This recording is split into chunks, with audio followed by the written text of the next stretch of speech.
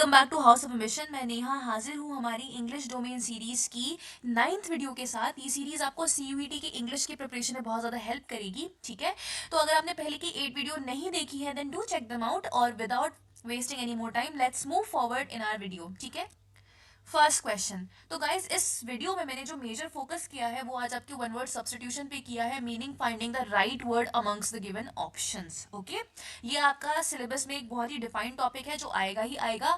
तो इसके आज 25 क्वेश्चंस करेंगे। आई होप कि आपको बहुत सारे नए वर्ड्स जानने को मिलेंगे, और उनको उनको अगर आप रेगुलरली रिवाइज भी करते रहेंगे ना तो आपका एक तरह से एक डेटा बेस बनता चला जाएगा। ठीक है, तो first question, call upon God और any other power for help और प्रोटेक्शन। जब भी हम भगवान को याद करते हैं या फिर किसी भी पावर को याद करते हैं हेल्प के लिए या फिर प्रोटेक्शन के लिए, तो उस टाइम उस चीज़ को क्या कहा जाता है? इन्वोकेशन कहा जाता है, इनंडेशन कहा जाता है, रिवोकेशन कहा जाता है, या फिर इन्वोल्यूशन कहा जाता है। ठीक है, तो इसका आंसर है इन्वोकेशन। ठीक है, इन्वोकेशन का मतलब क्या? किसी भी डीटी को यानी भगवान को याद करना या किसी पावर को याद करना, either be your mother father God, कोई भी हो सकता है। ठीक है, किस लिए? क्योंकि आप प्रोटेक्शन चाहते हैं और हेल्प चाहते हैं, जैसे बोलते हैं ना प्लीज गॉड सेव मी, तो दैट इज इन्वोकेशन। ठीक है, फिर आता है आपका इनंडेशन। इनंडेशन का मतलब बेसिकली होता है जब जरूरत से ज्यादा चीज भर जाती है ना, तो फॉर एग्जाम्पल अगर कोई जगह है वो that is inundated by water because of the flood. ठीक है, तो पानी वहां भर गया है तो वो इनंडेट हो गई है, बहुत ज्यादा पानी आ गया है। ठीक है, अगर कोई स्पेस है तो वहां पर बहुत सारे लोग आ गए हैं, तो आप बोल सकते हो that is inundated with the spectators. ठीक है, रिवोकेशन का मतलब क्या होता है? रिवोक करना मतलब ऑफिशियली किसी चीज को कैंसिल कर देना। ठीक है, फिर आता है आपका इन्वोल्यूशन। इन्वोल्यूशन का मतलब बेसिकली आप ओल्ड एज से रिलेट कर सकते हो। ठीक है, जब भी हमारी एज ओल्ड होने लगती है, मतलब हम जब बूढ़े होने लगते हैं, तो हमारे जो बॉडी के कुछ ऑर्गन्स होते हैं ना वो साइज में श्रिंक करने लगते हैं। तो इसको बोलते हैं कि ऑर्गन्स का इन्वोल्यूशन हो गया है, श्रिंकेज हो गई है। ठीक है, next, fear of being enclosed in a small case. किसी छोटी सी जगह पे बंद हो जाने के डर को क्या कहा जाता है? अगोराफोबिया, क्लॉस्ट्रोफोबिया, जेनोफोबिया, या फिर पैरानोइया। इसका आंसर है क्लॉस्ट्रोफोबिया। ठीक है, जब हमें किसी भी छोटी सी जगह पे या फिर किसी बंद जगह पर बंद हो जाने का डर हो तो उसे क्या बोलते हैं? क्लॉस्ट्रोफोबिया, मतलब घुट जाने का डर, दम घुट जाने का डर। ठीक है, अगोराफोबिया क्या होती है?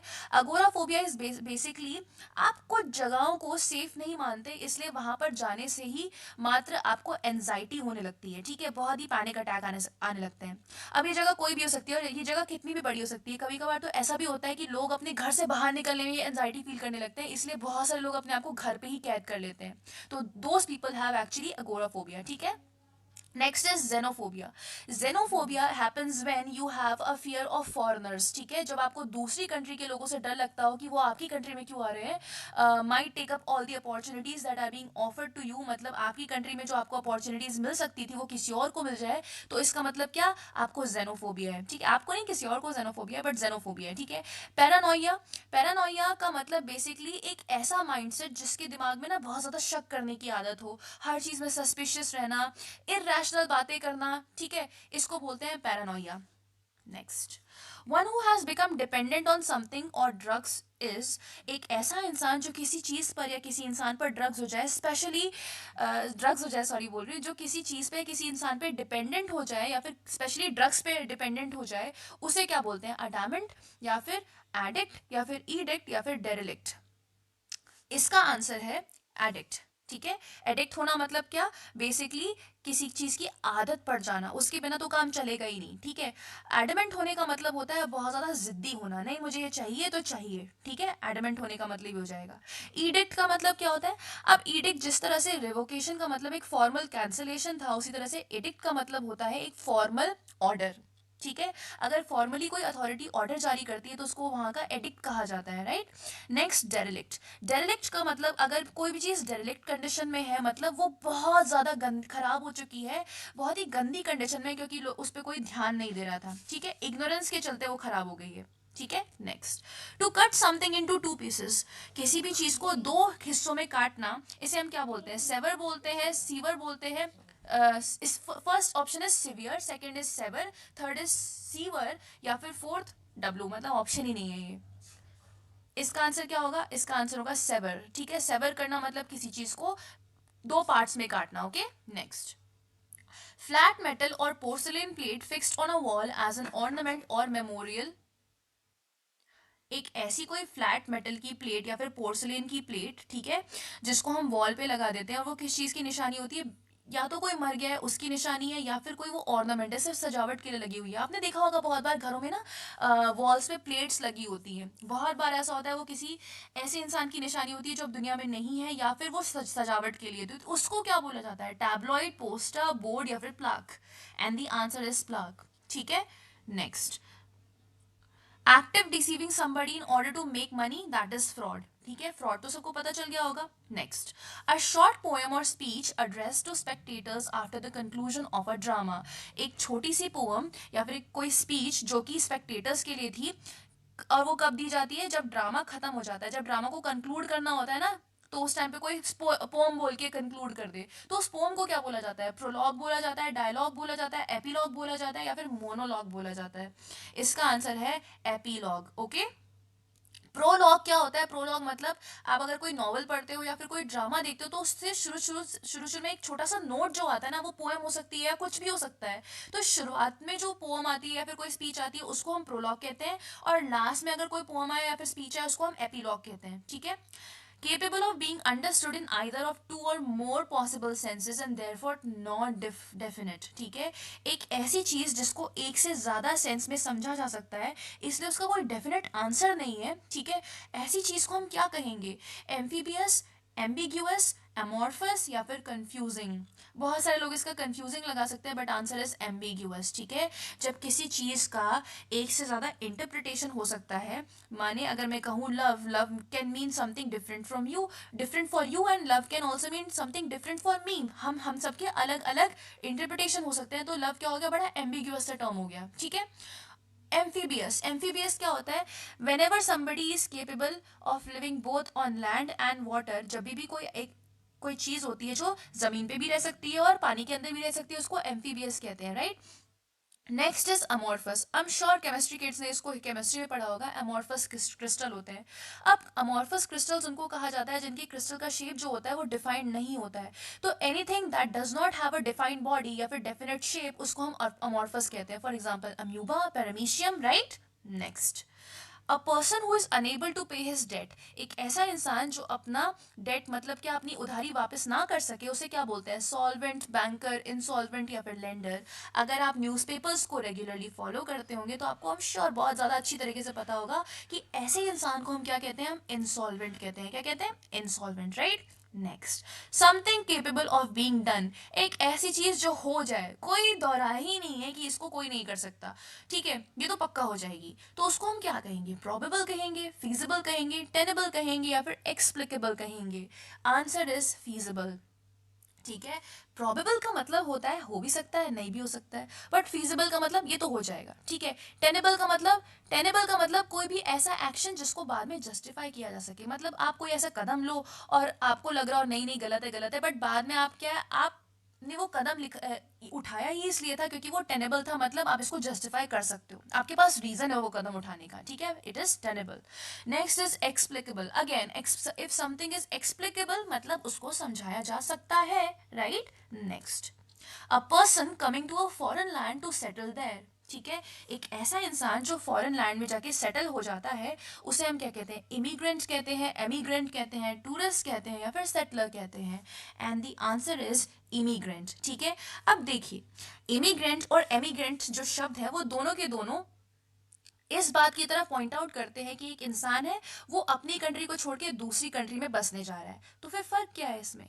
फर्क ये है कि जब भी आप उस कंट्री की बात करेंगे जिसमें वो बसने जा रहा है, तो आप अपने आप को इमिग्रेंट कहेंगे। IMMIGRANT। आप क्या कहेंगे? अपने आप को इमिग्रेंट कहेंगे। बट जब आप उस कंट्री की बात कर रहे हैं जिसको आप छोड़ रहे हैं, तो आप अपने आप को एमिग्रेंट कहेंगे। ठीक है, next, one who can think about the future with imagination and wisdom. एक ऐसा इंसान जो फ्यूचर के बारे में सोच सकता है पूरी की पूरी इमेजिनेशन के साथ, और मतलब उसके पास विजडम है, मतलब उसके दिमाग के लॉजिक ने ऐसा कहा कि ऐसा ऐसा होगा, इसलिए वो ऐसा सोच रहा है, सिर्फ हवा में तीर नहीं मार रहा है। तो एक ऐसे इंसान को क्या कहेंगे? ड्रीमर कहेंगे, सीयर कहेंगे, आइडलिस्ट कहेंगे या फिर विजनरी कहेंगे? The answer would be visionary. ठीक है, उसके पास एक प्लान है, the man with a plan. Okay, next, one who studies election trends bye means of opinion polls, एक ऐसा इंसान जो ओपिनियन पोल्स की मदद से इलेक्शन के ट्रेंड को स्टडी करता है। अब ये तो मैंने बड़ा लिटिल लिटिल ट्रांसलेशन कर दिया, आई नो बहुत लोग नहीं समझे होंगे। ओपिनियन पोल्स क्या होते हैं, आपने बहुत बार देखा होगा, जब इलेक्शन हो जाते हैं तो न्यूज़ वाले क्या करते हैं, जो वोटर्स की लाइन होती है उनके पास जाके पूछते हैं किसको वोट करेंगे, किसको वोट करेंगे, तो लोग बताते हैं कि हम इस पार्टी को वोट करेंगे। उसके बेसिस पे जो राय बनाई जाए, मतलब बेसिकली लोगों की राय के ऊपर जो राय बनाई जा रही है उसको ओपिनियन पोल कहा जाएगा। क्या कहा जाएगा? Opinion poll. अभी रियल में नहीं पता किसको वोट किया, पर बाहर बाहर जो लोगों ने कह दिया उस पर आपने राय बना ली, ठीक है। अब एक ऐसा इंसान जो इसके बेसिस पे इलेक्शंस के ट्रेंड्स को ही डिफाइन करने लगे कि हाँ, हर इलेक्शन में ऐसा होता है, लोग ये कहते हैं तो ऐसा ही होता होगा, ठीक है, उस इंसान को क्या कहते हैं? एंटोमोलॉजिस्ट, साइकोलॉजिस्ट, डीमेगॉग या फिर सेफोलॉजिस्ट? द आंसर इज सीफोलॉजिस्ट, ठीक है। डीमेगॉग का मतलब क्या होता है? जो एक ऐसा इंसान जो कि मतलब अपनी पॉलिसीज को डिजाइन करता है लोगों की डिमांड्स के ऊपर, एक ऐसा पॉलिटिशियन की स्पेसिफिकली बात हो रही है, तो लोगों की डिमांड को देख देख के पॉलिसी को डिजाइन करता है। लोगों को डिमांड को, मतलब डिमांड्स का वादा कर करके लोगों को लड़ करने की कोशिश करना है, झांसा देने की कोशिश करता है, ठीक है। Next, one who believes in offering equal opportunities to women in all spheres, ठीक है, ऑफ कोर्स वी नो, एक ऐसा इंसान जो औरतों को हर स्पेयर में, हर जगह पर, हर प्लेटफॉर्म में इक्वल अपॉर्चुनिटी देने की बात करे, उसे क्या कहा जाता है? फेमिनिस्ट कहा जाता है, right. Feminist is not a bad term, ठीक है। जरूरी नहीं है कि जो सिर्फ सिर्फ औरतों की राइट्स की बात कर रहा है वो फेमिनिस्ट नहीं होता। बेसिकली कहने का मतलब ये है कि हर सेक्स को इक्वल अपॉर्चुनिटी मिलनी चाहिए, right. One who is indifferent to pain और प्लेजर, एक ऐसा इंसान जिसका मुंह देख के आप कभी ये ना बता पाओ कि इसको, भाई को क्या नाम है, दर्द हो रहा है या फिर खुशी में है। तो ऐसे इंसान को क्या कहा जाता है? स्टोइक, स्टाइलिस्ट, सिनिक या फिर साइकिक?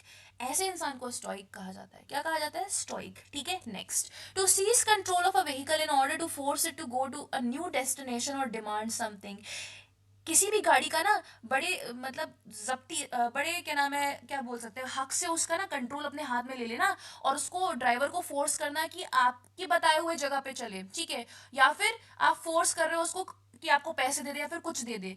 इस तरह के बिहेवियर को क्या कहा जाता है? अटैक करना, कॉन्ट्रैक्ट करना, हाईजैक करना या फिर डिटोर लेना? इसको बोलते हैं हाईजैक करना। क्या बोलते हैं इसको? हाईजैक, ठीक है।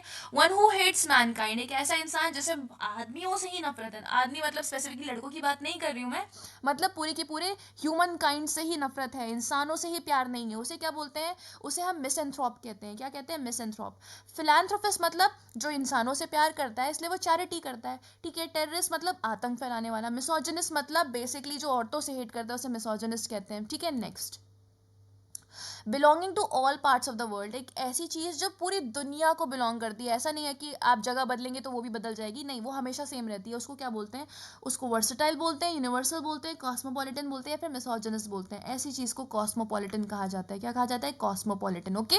Next, lasting only for a moment, एक ऐसी चीज़ जो कुछ चंद सेकंड्स के लिए ही होती है और फिर चली जाती है, उसको मोमेंटस कहते हैं, मोमेंट्री कहते हैं, ऑफ कोर्स मोमेंट्री कहते हैं उसको, ठीक है। Next, one who collects coin, एक ऐसा इंसान जिसकी हॉबी हॉबी क्या है?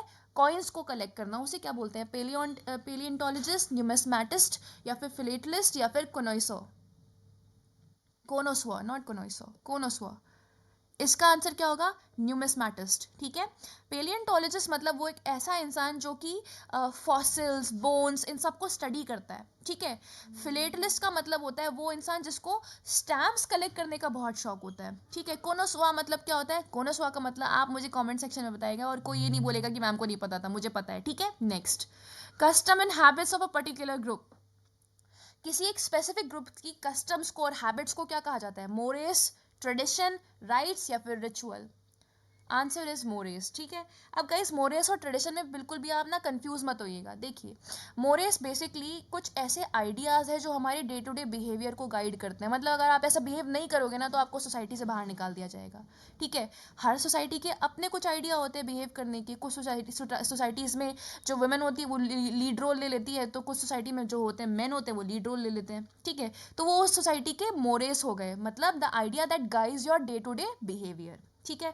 ट्रेडिशन क्या होता है? ट्रेडिशन मतलब आपका हर काम को, मतलब आपके कुछ स्पेसिफिक कल्चर, कुछ स्पेसिफिक रिचुअल, कुछ ऐसे स्पेसिफिक काम दाम, धर्म, क्रिया जो आपके कल्चर को स्पेसिफिक है, आपके ग्रुप को स्पेसिफिक है, उसको ट्रेडिशन कहा जाता है। राइट्स क्या होती है?